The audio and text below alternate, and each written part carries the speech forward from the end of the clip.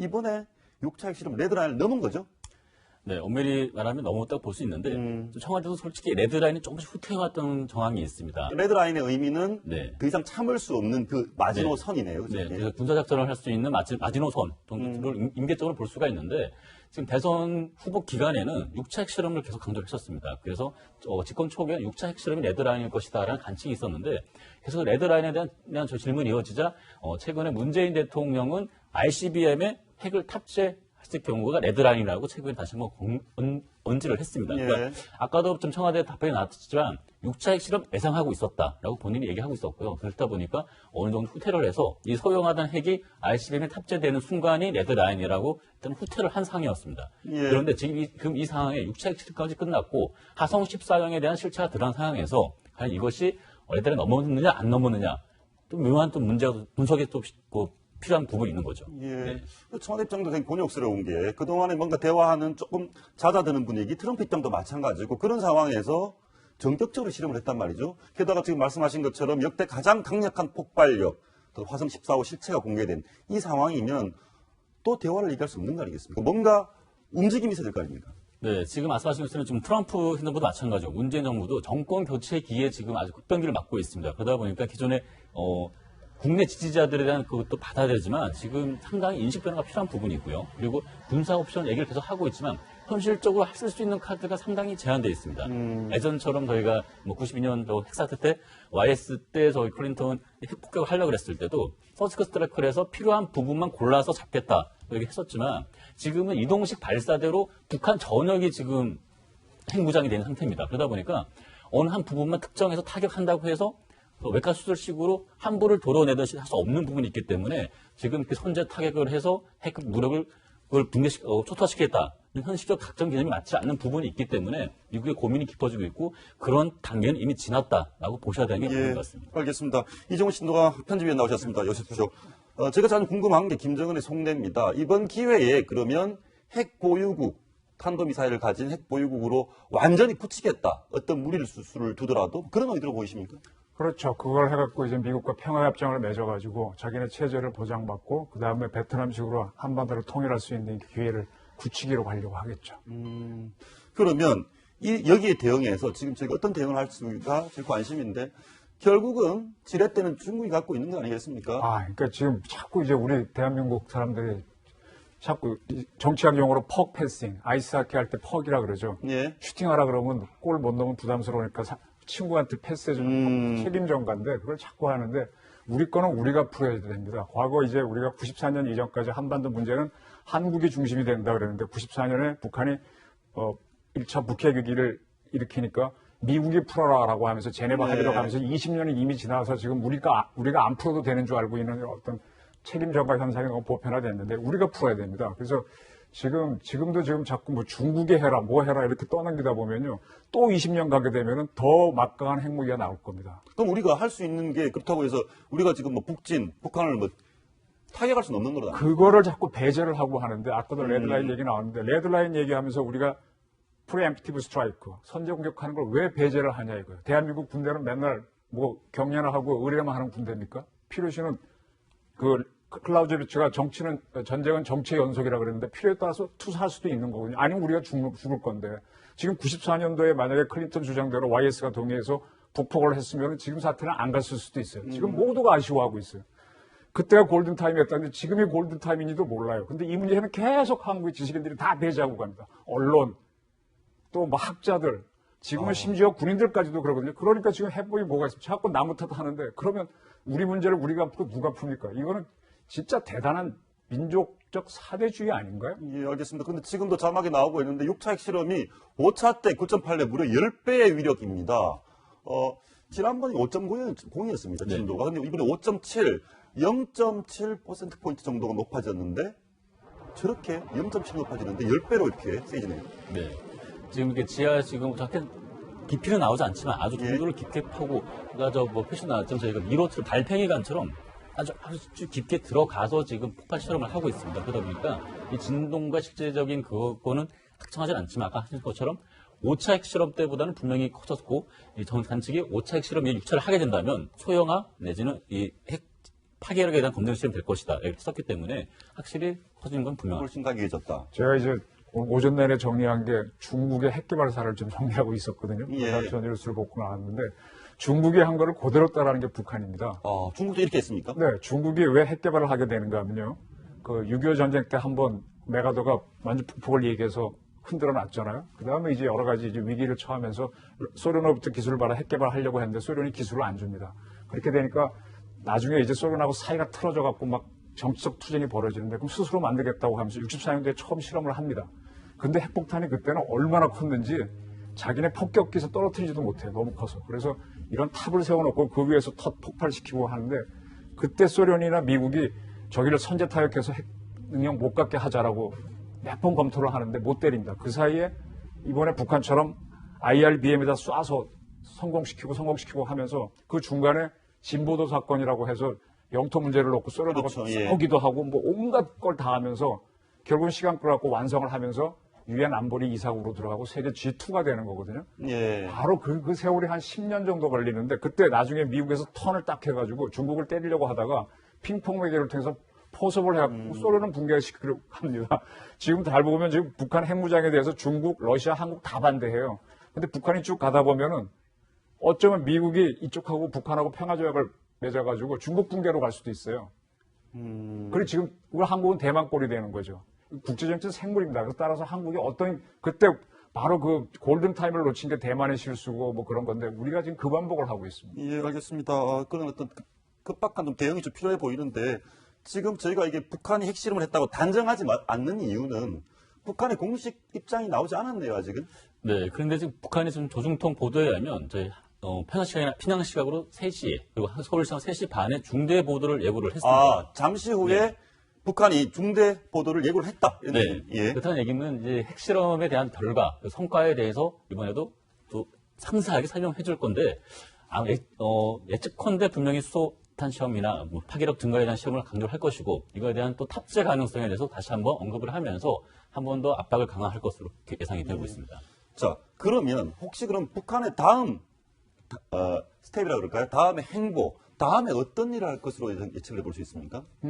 북한은 또 이제 뭐 저 인공위성을 발사한다는 이유로 이번에 군사적으로 했으니까 한번 뭘 쏘거나 이런 식으로 그때는 이제 ICBM급으로 쏘겠죠. 예. 계속 그런 식으로 긴장을 올려가서 이걸 보편화시켜 버리는 겁니다. 어쩔 수 없이 받아들이게 하는 거죠. 북한의 핵 보유 네. 지위를 완벽히 인정하는. 그다음에 이제 평화협정 결국은 미국이 보게 되면은요 북한이 1차 북핵 위기를 일으키고 한국이 기구업 YS가 기구업하니까 강석주 갈로치 제네바 협상이 시작됐지 않습니까?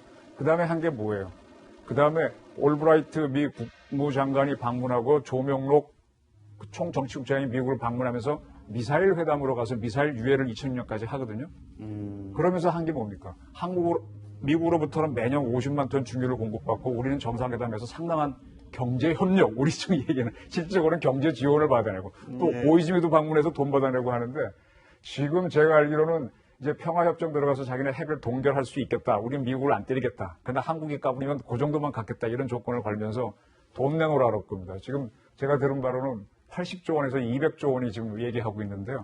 북한이 우리에게 돈을 내놓으라고 요구를 한다. 우리한테가 아니라 국제사회에 던지겠죠. 예. 미국은 그걸 받아서 이 핵을 동결한 조건으로 그걸 받은 다음에 일본에 가장 많이 부담할 겁니다. 전쟁 배상금이 있으니까. 그 다음에 한국 이렇게 하게 되면 결국 우리는 돈으로 상납하는 그렇게 평화를 보호하는 국가가 되지 않겠나. 예, 그게 알겠습니다. 북한의 노림수다. 네, 또 하나 특징적으로 할 부분이 아침에 이제 북한이 EMP탄 얘기를 했습니다. 오늘도 수소폭탄 얘기를 하면서 EMP탄을 얘기를 했는데 EMP탄 같은 경우에는 저기 로켓의 정확도가 필요가 없습니다. 상공에서 터지는 거기 때문에 정확한 위치에 터질 필요 없이 3, 40km 상공에서 터져서 이 전자파로 인해서 우리 모든 뭐 전자 시스템을 무력화시키는 그런 무기인데 그 부분을 언급했다는 점도 주목할 필요가 있을 거예요. 급할 경우에는 굳이 정확하게 강을 때리지 않고 미국 본토를 때리지 않더라도 특정적 상공에서만 핵폭발을 일으켜서 충분히 피해를 줄 수 있다는 걸 또 강조했다는 점도 염두에 둬야 합니다. 그러니까 EMP탄 같은 경우에는 재도립을 안 해도 돼요. 거기 대권 들어오자마자 탁 터져도 되기 때문에 그래서 효과는 모든 핸드폰이 다 다운되고 그렇게 되고요. 그 다음에 실질적으로 그걸로서 사람이 죽지도 않으니까 핵폭탄을 안 썼다는 주장도 할 수 있어서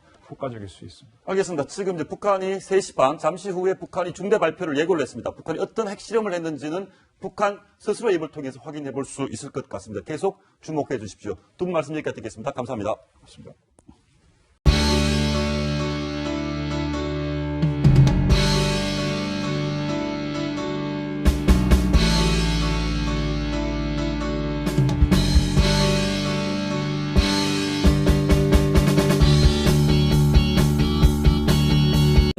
초영화 내지는 이 핵 파괴력에 대한 검증 시험 될 것이다. 이렇게 썼기 때문에 확실히 커진 건 분명합니다. 훨씬 강해졌다. 제가 이제 오전 내내 정리한 게 중국의 핵 개발사를 좀 정리하고 있었거든요. 예. 그래서 뉴스를 보고 나왔는데 중국이 한 거를 그대로 따라하는 게 북한입니다.